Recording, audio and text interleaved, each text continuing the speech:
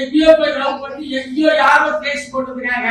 பஞ்சு வச்சு காட்டி வச்சு எங்க கேட்கணுமோ அங்கதான் கேட்கணும். எவனோ எங்க லவ் பண்ணா யாரோ கேஸ் போடுறான். அது நாம அந்த பஞ்சுல போட்டு காட்டி வச்சு சீமா போட்டு மக்கள் மன்றத்துக்கு கேட்கிறேன். அடுத்து இவங்களுக்கெல்லாம் ஜுரம், டெங்கு ஜுரம் அந்த மாதிரி எல்லாம் இருக்கு இல்லையா, இவங்களுக்கெல்லாம் அண்ணாமலை ஜுரம். இவங்க எல்லாருக்கும் என்னன்னா, அவர் வந்து பஞ்சு இதை வச்சுக்கிட்டு அடிச்சாரு அப்படின்னுட்டு அவர் தான் போட்டிருக்காருல்ல அந்த இதுக்கு வரீங்களா போட்டிக்கு, என் வீட்டில் இருக்கு அதை வச்சு அடிச்சுக்கிறீங்களான்னு கேட்குறாரு அவர். அதுக்கு பதில் சொல்லட்டும். எல்லாத்துக்கும் குதிக்கும் இந்த மேக்காப்பாளர் இதுக்கு பதில் சொல்லட்டும் அவர். நிச்சயமாக இது கண்டிக்கத்தக்கது. இந்த மாதிரி ஒரு நிகழ்ச்சி எனக்கு ரொம்ப கஷ்டம். என்னன்னா, நான் இருந்தும் இதை நான் கோட்டை விட்டுருக்கேன். இதை பற்றி நான் உடனே என் அப்ஜெக்ஷனை ரேஸ் பண்ணியிருக்கணும். இதை நான் செய்ய தவறி இருக்கிறேன் என்பது என்னுடைய இது. இந்த மாதிரி இன்னொரு முறை அவர்கள் அவங்க எந்த வழி வந்தவர்கள் அவர்கள்?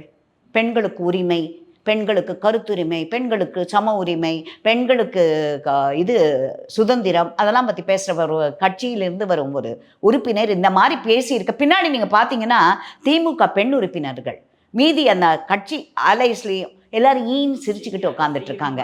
எவ்வளவு வெக்கக்கேடான விஷயம்.